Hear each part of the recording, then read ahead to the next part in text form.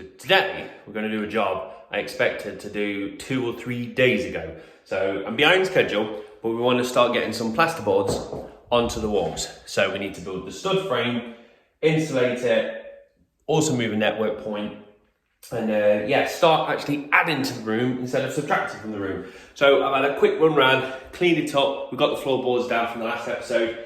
Power sockets are working, which is good because we're going to start using some tools. And I put all my tools onto a table because I'm being very efficient at the moment instead of leaving my tools all around and falling over. I did fall down by one of them holes, by the way, where I said they're a death trap. Funnily enough, it was the very last hole. The last one to fill in is the one that got me. But nonetheless, we're going to get a frame up. So I've had a good think then, how I'm going to do this. There's different ways of building a stud wall, you know what I mean? Some might go across the top, some might put one down, start going across. Either way, my worry is I think there's going to be a bow in this wall. I can't see it, but I don't believe it's a straight wall because nothing is in this house. So what I'm going to do is I'm going to get a full batten for the full length of the room. The room's about 350 and these are 240 a piece. So I'm going to have to put another piece on the end and then we're going to put a nuggin to tie it together to make sure it doesn't wobble. It does mean the nuggin it's on the end. By the way, these are all professional names, nuggins. If I put my nuggin on the end to bite them two together, that will land on the 240 point, which is exactly where I'm going to put one of the studs. So I'm going to cut this a bit short, just so it don't land on a stud. Even if it did, it's not a problem. It just makes my life a little bit easier. So we're going to make a big long 350 batten. We're going to make one for the top as well, and then we're going to start with the left and the right, just to make sure the whole thing's square. Once we've got it square, I'll start running them in the middle. I might have to prop them up to start off with if it starts to bow. I don't think it would, but we'll wing it. That's how we've done everything so far in life, so we'll continue winging. So chop this down and make a full batten.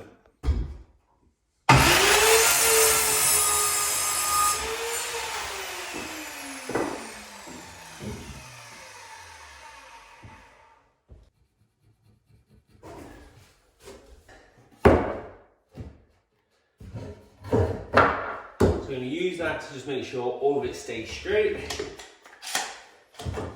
Clamp her in place. Jesus, something fell.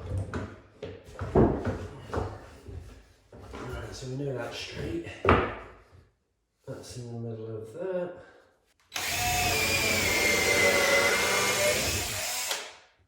Where's the line?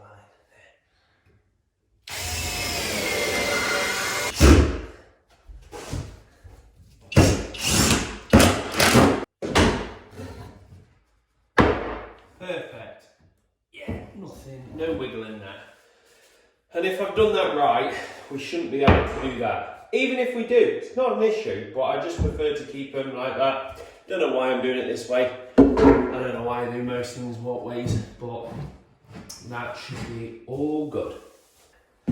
Now, even though this is made for the floor, I'm going to see if it fits at the top of the ceiling, because if so, I can replicate just two of them identically.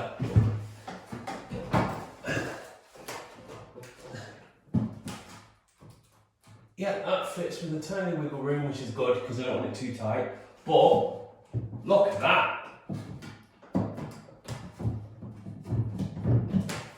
The whole ceiling here, this entire ceiling is coming in like that, which is exactly why I didn't want to measure today and go, oh, that's 244, build my stud wall and lift it up, because it would have gone and smacked and stopped there and would have never got in.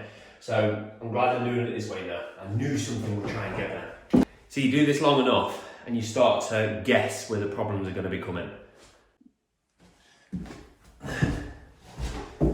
I started off so well. I was like, yay, I've got a blank area, I'm not tripping over things. 5 minutes into it, I'm tripping over things.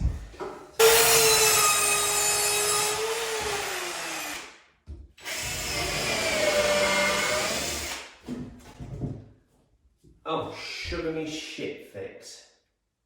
No, it's perfect. Oh! You have to be questioning yourself every 5 minutes. Why do I do this? Is this the right way of doing it? Have I bit off more than I can chew? The answer is always yes. But somebody much smarter than me says the only way for progress is to be in the uncomfortable zone. So if you think you're bit off more than you can chew and you're uncomfortable, it's probably where you're gonna make a bit of progress. The most annoying part is I keep dusting and clearing this area because we don't want any like debris or anything to sit so the board wobbles on it. But every time I clean it, I bloody catch the wall and get more debris. The wood will go here, so we want to cut here. Lovely. And if you're wondering what these holes are, they're called crowbar holes. Some houses have them. If you put a crowbar against the ceiling and pry it, it makes crowbar holes. Yeah. Not a problem though, because the stud work's gonna hide it. Crowbar. Crowbar. Yeah. I just watched that video back and it looked like I was having a stroke. Crowbar. Crowbar. Why was I saying it so weird? So ideally, I'm gonna screw in there and obviously the batten that goes on top, screw down. But to do that means I'll have to flip it onto the wall, which we ain't gonna do because it's gonna cause us some hassle. So we're gonna just make some pocket holes and just screw in that way. Won't be as strong, but once I've drilled it into the wall and into the floor, it don't matter, it ain't going nowhere. But what I find interesting is this little device. I've used it for many years. If you haven't got one, go treat yourself. But it's just a pocket hole jig, so you get the perfect marks. You'll see it in action in a minute. But the point is, it's by Craig. I've been watching American YouTubers and they always say Craig. And I thought they were saying Craig because Americans can't say Craig anyway. They say Craigslist. Craigslist. What? So they actually say Craig for Craig and Craig for Craig. So you got two Craigs in America. Sort yourself out. Right, so this little jig, are you recording? You are recording. This little jig comes with a very special clamp. It's a bit more expensive, but clamps also work. So why buy a specialist clamp when you can buy an all-rounder clamp?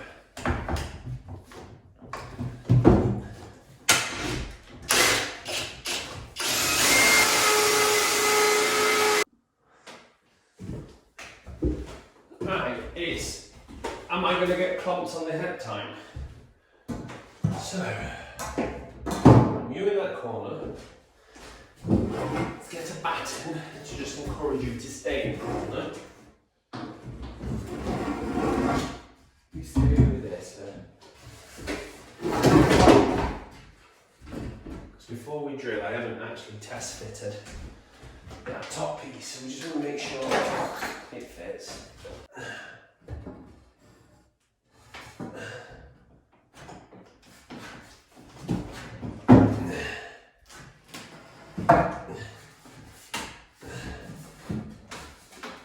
That's the bow in the middle that's doing that.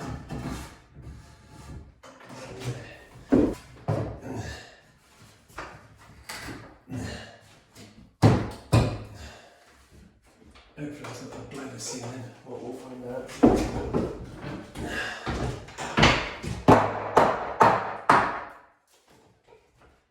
That's all good. So if something needs pushing up, we can push it up later, but all in all, that doesn't seem too bad.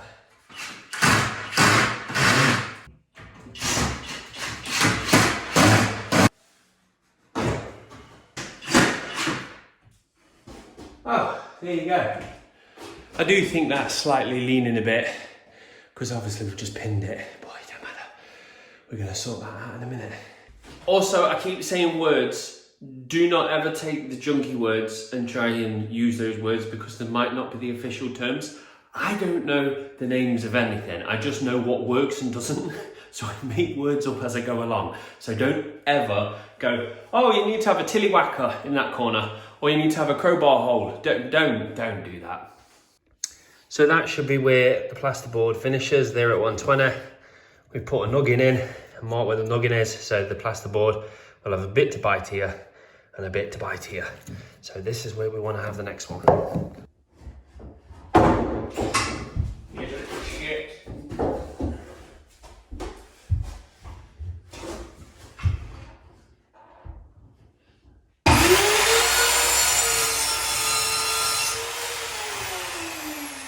Also, one other tip I would say that you need is one of these IKEA steps. Little powerhouses. I use it for cutting on, standing to just get up things. This has been with us for about 5 years, and it's been left in the rain for like 2 weeks. And it's showing its age a little bit now, but my word.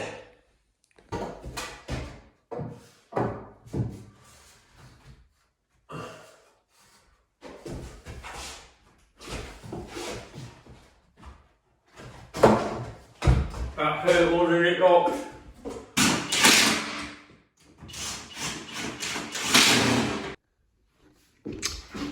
Well, would you believe it? I've just stuck that one in. And where does it fall? Right in front of that, which is the network stuff. Which is quite annoying because I wanted to get this wall up and then deal with the network stuff later. But it seems it's actually going to trap that cable. It needs to be dealt with now. So we need to drill a hole into the outside world, pull this through, pop it through and rewire it.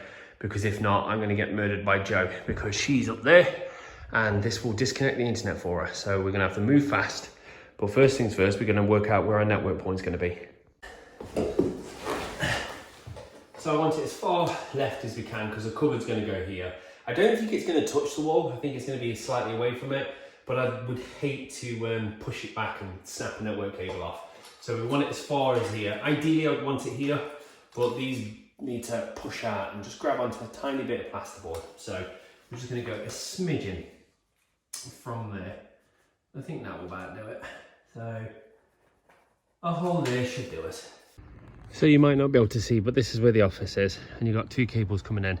So one's feeding off the actual main modem, pokes into the wall, and then comes back out and all the way up to there into the loft.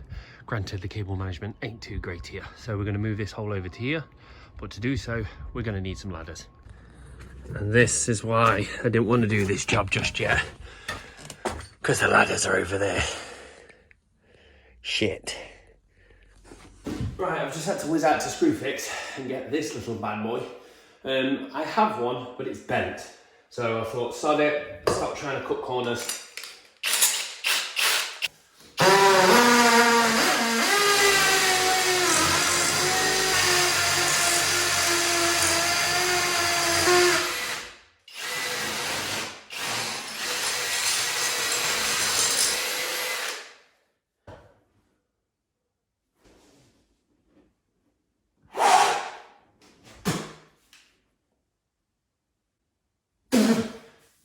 Bad idea, but the reason I blew down that is because I had a horrible feeling that maybe a pipe had gone across it and I've just drilled into the back of the pipe, hence why I couldn't see anything. But we've got to know.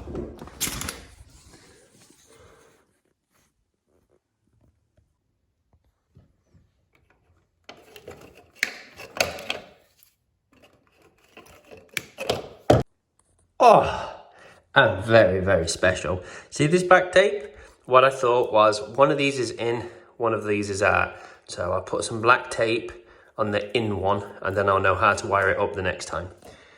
I put the black tape on it, but I cut it after the black tape. Now I do not know which one is which. Oh. I can't bloody see where the hole is.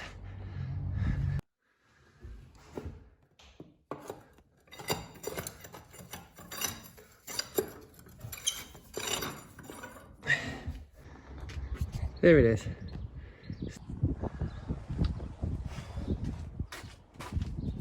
Going out like this. So getting the full ladder out.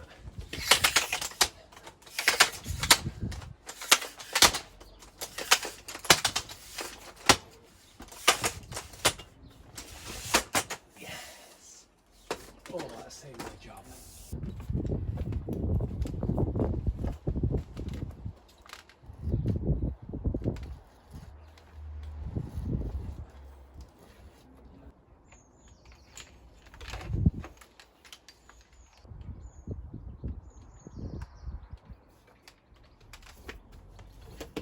And just like magic, we've got our network cables. We just need to cap them off now so we can actually connect in the network cable. Now my shed might be a mess, but my cabling isn't. Network tool, where are you? There you are. Voila.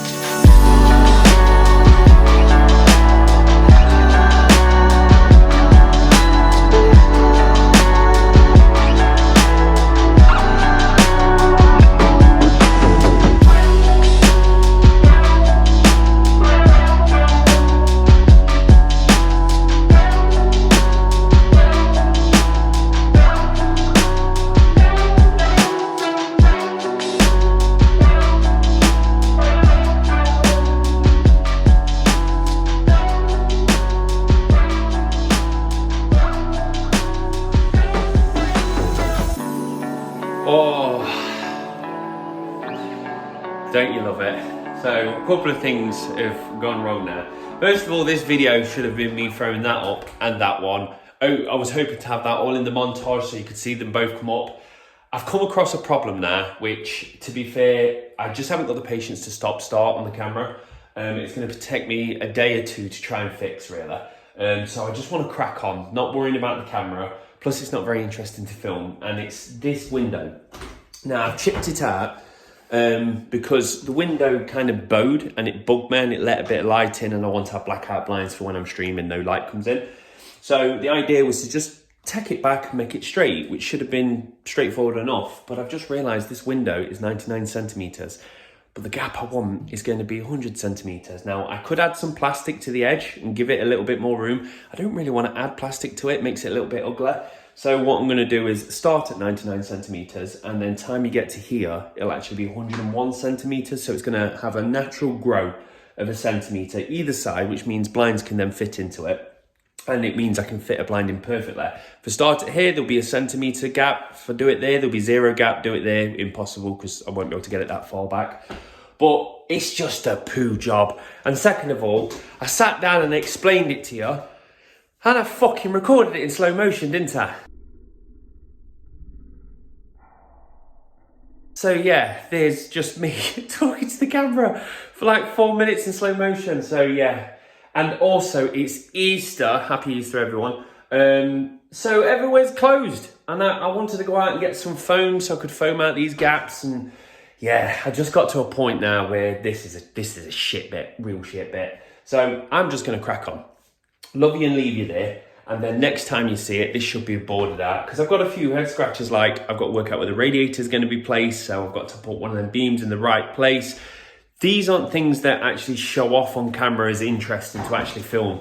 So you've got the gist of it. We built wood, we put some insulation in it, we put plasterboard on it, and it should make it a bit more toastier in here for me now. But now I'm just going to deal with this horrendous job.